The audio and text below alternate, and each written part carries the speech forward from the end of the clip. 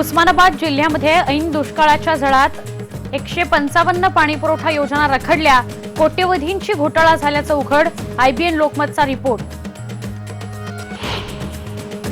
लातूरकरांना रितेश देशमुखच्या मदतीचा हात, मांजरा नदीच्या खोलीकरणासाठी 25 लाखांचा निधी। पंकजा मुंडे नव्या वादात, साताऱ्यात समर्थकांना हटवण्यासाठी हाती घेतली पोलिसांची काठी। अक्कलकोटच्या स्वामी समर्थ अन्नछत्र मंडळावर पाण्याअभावी महाप्रसाद बंद करण्याची वेळ, दुष्काळानं विहिरी अधिग्रहित केल्यानं मंडळालाही फटका। उस्मानाबादच्या कनेरवाडी गावानं केलं पाण्याचं योग्य आणि प्रभावी नियोजन, पाण्याची गरज भागवण्यासाठी सुरू केलं अनोखं वॉटर एटीएम। आणि सरकारी नोकरीच्या कमाल वयोमर्यादेमध्ये तब्बल 5 वर्षांनी वाढ, खुल्या प्रवर्गासाठीची वयोमर्यादा 38 वर्षांपर्यंत तर मागासवर्गीयांसाठीची वयोमर्यादा थेट 43 वर्षांपर्यंत वाढवली।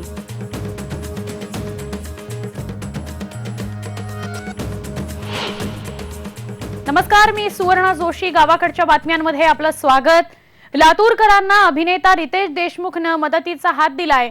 रितेशनं 25 लाखांचा निधी लातूरकरांना देऊ केलेला आहे। त्याचबरोबर बॉलिवूडमधील सिने अभिनेते देखील मदतीसाठी पुढे येत असल्याचं रितेश देशमुख यांनी सांगितलंय। लातूर शहरालगत असलेल्या मांजरा नदीच्या खोलीकरणासाठी आणि रुंदीकरणासाठी लोकसहभागातून मोठ्या प्रमाणावर काम सुरू आहे। त्यासाठी 25 लाखांचा निधी देऊन मांजरा नदीच्या खोलीकरणाची पाहणी रितेश देशमुख यांनी केली। आणखी या कामांसाठी बळ मिळावं याकरता प्रयत्न करणार असल्याचं देखील रितेशनं सांगितलंय। मला वाटतं की चांगलं काम जेव्हा होत असेल आणि त्याला जर थोडीशी फायनान्शियल मदत किंवा फायनान्शियल एड जर मिळेल तर ते काम अजून सोपं होतं। आणि मला वाटतं की हे पीपल्स पार्टिसिपेशन आहे आणि प्रत्येक घटकातील प्रत्येक वर्गातील लोकांनी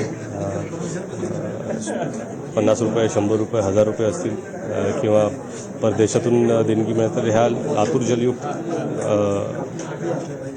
लातूरसाठी जे निधी उभारतोय, मला वाटतं की त्याच्यामुळे हे काम लवकरात लवकर होईल आणि याची मदत लातूर शहराला नक्कीच होईल।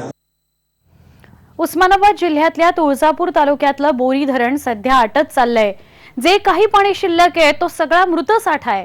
याच राखीव मृत साठ्यामधून तुळजापूर शहर, तुळजाभवानी मंदिर आणि आजूबाजूची 12 गावं यांना पाणी देण्याचा प्रयत्न प्रशासन करत आहे। त्या सगळ्या परिस्थितीचा आढावा घेतला आमचे प्रतिनिधी राजेंद्र हुंजे यांनी। आता उभा आहे तर बोरी धरण नावाच्या धरणाच्या क्षेत्रामध्ये नळदुर्गचं ठिकाण आहे उस्मानाबाद जिल्ह्यातल्या तुळजापूर तालुक्यातलं। आणि तुम्ही बघू शकता आत्ता जे पाठीमागं पाणी दिसतंय हे पाणी खरं तर आरक्षित आहे पिण्यासाठी। उस्मानाबाद जिल्ह्यामध्ये साधारणतः 0% पाणी साठा आहे आणि आत्ता हे जे पाणी आहे हे शेतीसाठी सुद्धा दिलं जात नाही, हे केवळ पिण्यासाठी दिलं जातं। आणि या ठिकाणाहून तुळजापूर सारखं तालुक्याचं शहर असेल, तुळजाभवानी मंदिर असेल, इथं देखील याच प्रकल्पातलं याच धरणातलं पाणी पोहोचवलं जातं। आणि जे पाणी पोहोचवण्यासाठीच्या ज्या टाक्यांच्या माध्यमातून पाणी उचललं जातं त्याला उपसा आपण म्हणू, त्या टाक्या इथं तुम्हाला दिसतात की ह्या नेहमी पाण्यात असायच्या पण आता ह्या पाण्याच्या वर आलेल्या आहेत। इतकी पाण्याची पातळी खाली गेली आहे। इतकंच नाही तर या पाण्याच्यावरतीच अवलंबून असलेले अनेक शेतकरी आजूबाजूचे यांच्या शेती पूर्णपणे ओस पडल्यात। दुसऱ्या बाजूला याच धरणाच्या वरती जिथे थोडीशी तुम्हाला टाकीच्या बाजूला झाडी दिसते तिथे वस्त्या आहेत, छोट्या छोट्या वस्त्या आहेत। या वस्त्यांना देखील आठवड्यातनं 15 दिवसातनं एकदा पाणी मिळतंय आणि तुळजापूर सारख्या शहराला देखील 15-20 दिवसातनं एकदा पाणी मिळतंय। पण नशीब या लोकांचं की किमान नाही म्हणायला पाण्याचा इथे थेंब तरी दिसतोय। पण हे किती दिवस राहील? अजून मे महिना जायचा आहे, त्यामुळे पुढचा पाऊस पडेपर्यंत हे पाणी पुरणार का हा खरा प्रश्न आहे। त्यामुळे उस्मानाबाद जिल्ह्यामध्ये थोडीशी आशा या बोरी धरणातल्या आरक्षित इतक्याच पाण्याची आणि आजूबाजूच्या फक्त 10 ते 12 गावांपुरती आहे। निसर्गाची कृपा झाली तरच हे धरण भरेल आणि तर शेतकरी सुखावेल इतकंच आपल्याला म्हणता येईल। जर्नलिस्ट संदीप पवारसह राजेंद्र हुंजे, आयबीएन लोकमत, नळदुर्ग, उस्मानाबाद। भिऊ नकोस, मी तुझ्या पाठीशी आहे असं सांगणाऱ्या अक्कलकोटच्या स्वामी समर्थ अन्नछत्र मंडळावर पाण्याअभावी महाप्रसाद बंद करण्याची भीती सतावतीये। दुष्काळामुळे शहरातील विहिरी प्रशासनानं अधिग्रहित केलेल्या आहेत। यामध्ये मंडळाला पाणीपुरवठा करणाऱ्या विहिरींचा सुद्धा समावेश आहे आणि त्याचाच फटका आता मंडळाला बसतोय। पाण्याअभावी यात्री भवन बंद करण्यात आलंय। येत्या काही दिवसांमध्ये पाणी पुरवठा न झाल्यास 27 वर्षांपासून सुरू असलेलं मोफत अन्नछत्र सुद्धा बंद करण्याची वेळ मंडळावर येऊ शकते। पाणी टंचाईमुळे सध्या अक्कलकोट शहरात 20 दिवसांमधून केवळ एकदा पाणी पुरवठा केला जातोय।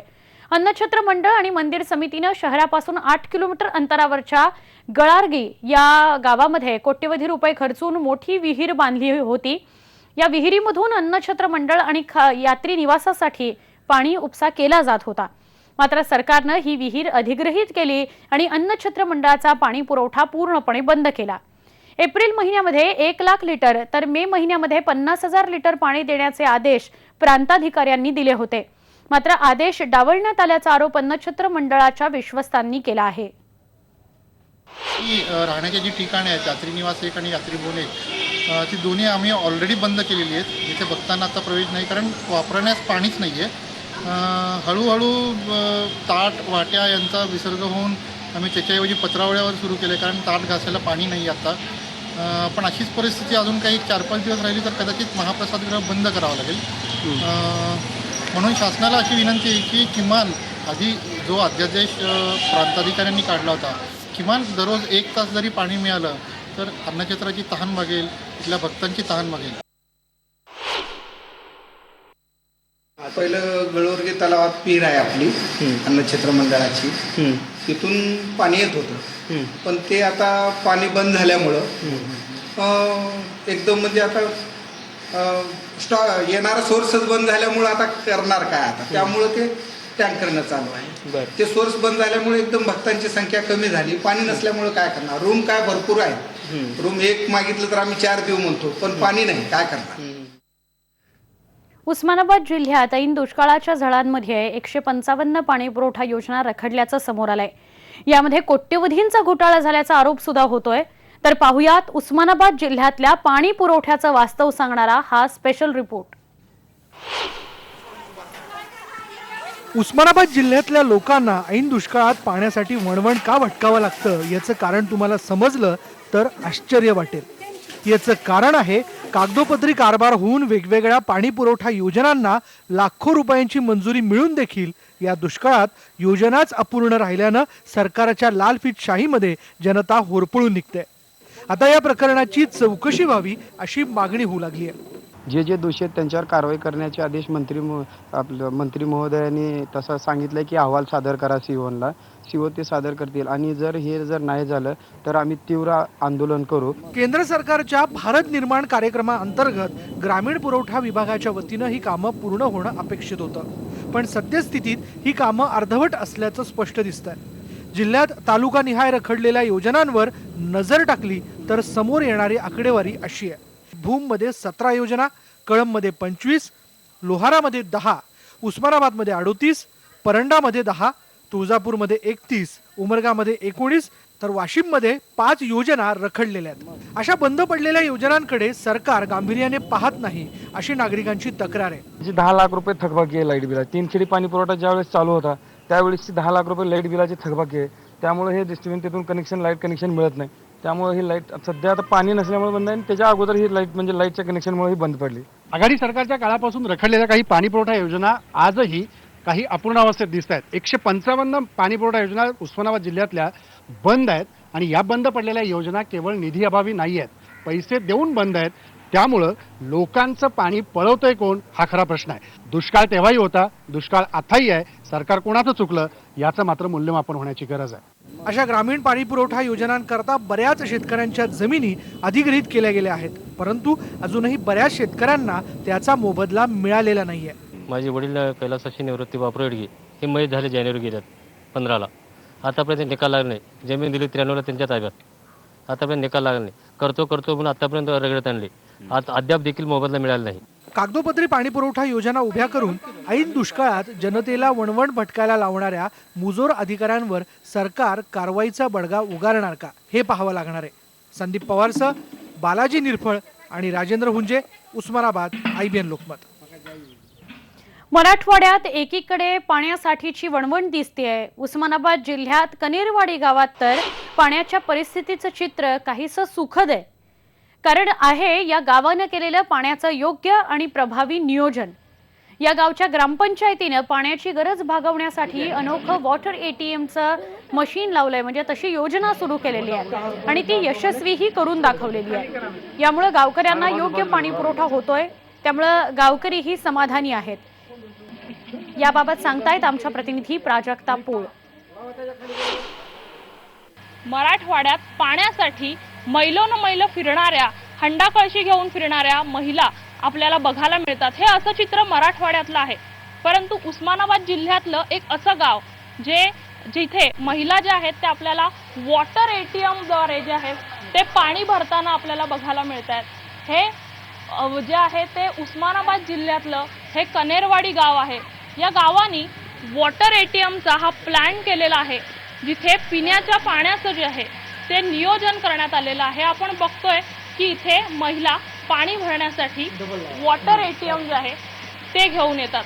हा प्लांट जो आहे तो कनेरवाडी ग्रामपंचायतीकडून जो आहे तो बसवण्यात आलेला आहे।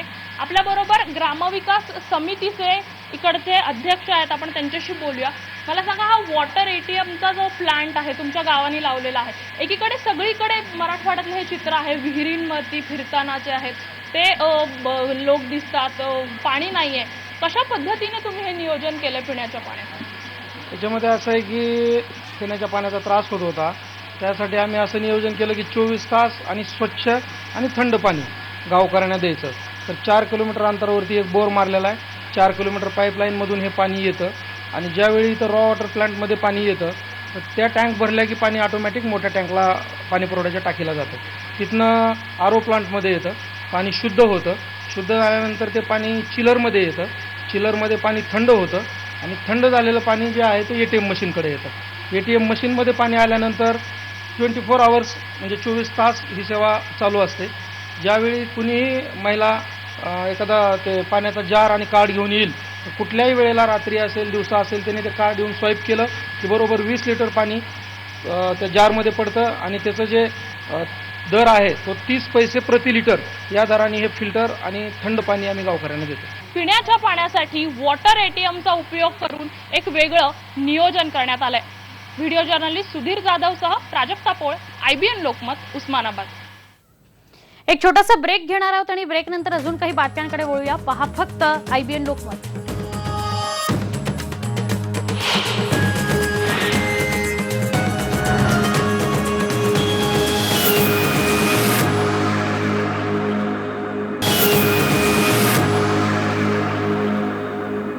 मराठवाड्यामध्ये पाणी टंचाई तर आहेच, मात्र त्याच्या बरोबरीने सर्वत्र चारा टंचाई सुद्धा निर्माण झाली आहे।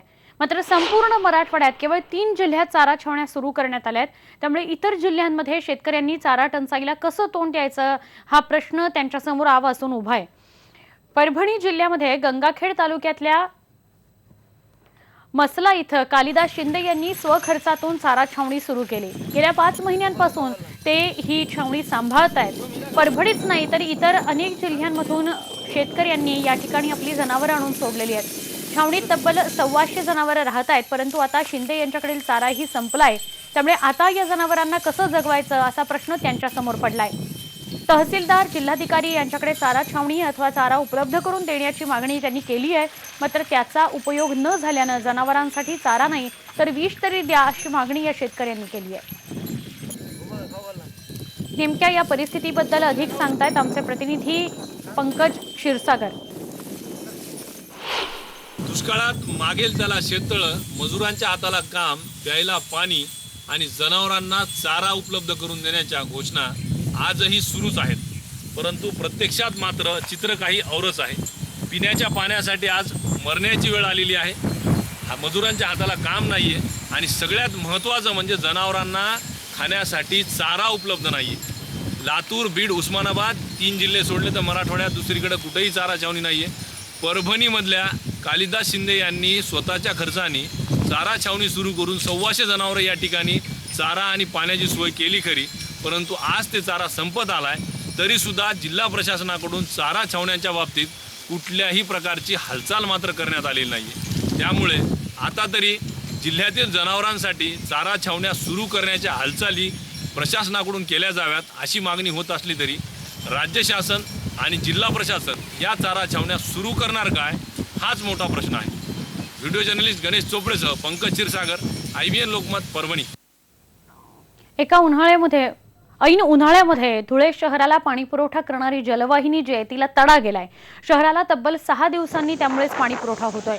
ही फुटलेली जलवाहिनी दुरुस्ती करण्यासाठी 2 दिवस लागणार आहेत. त्यामुळे शहरातील काही भागांमध्ये तब्बल 6व्या दिवशी पाणी पुरवठा होणार नाहीये. जलवाहिनीला गळती लागल्यानं लाखो लिटर पाणी वाया गेलं असून शहराचा पाणी पुरवठा विस्कळीत झालाय. बाभळे जलशुद्धीकरण केंद्रासमोर असलेल्या मुख्य जलवाहिनीला गळती लागली होती. ही गळती इतकी प्रचंड होती की प्रेशरमुळे सुमारे 2 मजली इमारतीच्या उंचीपर्यंत पाण्याचा कारंज निर्माण झालेलं होतं. जुन्याच ठिकाणी प्रेशरमुळे ही जलवाहिनी फुटली. त्यामुळे सुमारे 9 जलकुंभाचा पाणी पुरवठा 1 दिवस उशिरानं होणार आहे, अशी माहिती महापालिका प्रशासनातर्फे देण्यात आली.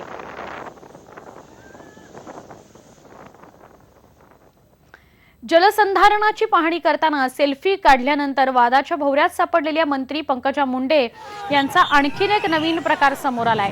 सातारा जिल्ह्याच्या दुष्काळी भागाच्या दौऱ्यावर असलेल्या पंकजा मुंडे यांनी गर्दीत आपलेच कार्यकर्ते आणि समर्थकांना दूर ठेवण्यासाठी थेट पोलिसांची काठीच हातात घेतल्याचं दिसून आलंय.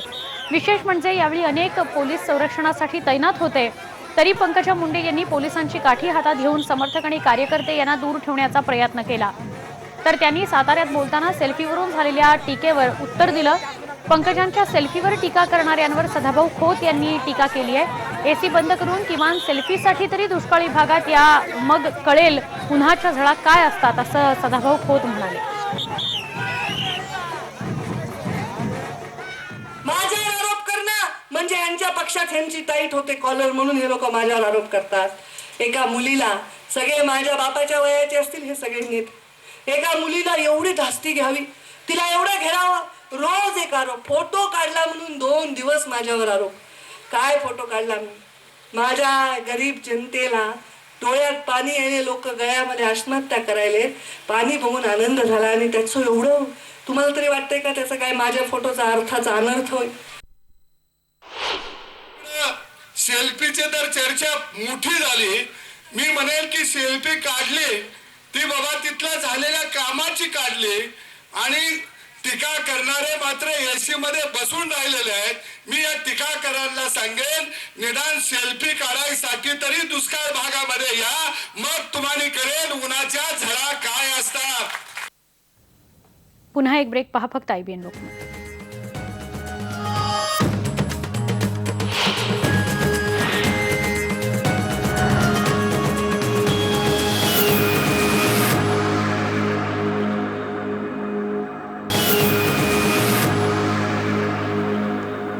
निपाणीजवळ तवंदी घाटामध्ये मुंबईहून बेंगलोरकडे जाणाऱ्या ट्रकला अचानक आग लागल्यानं ट्रकसहित ट्रकमध्ये असलेलं साहित्य जळून खाक झालं.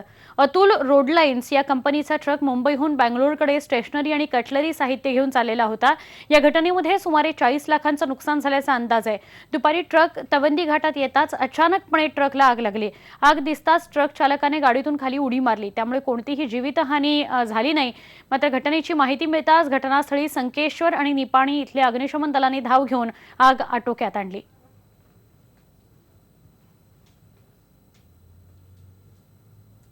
तर या होत्या गावाकडच्या बातम्या. बुलेटिनमध्ये इथेच थांबूया. पहा फक्त IBN लोकमत.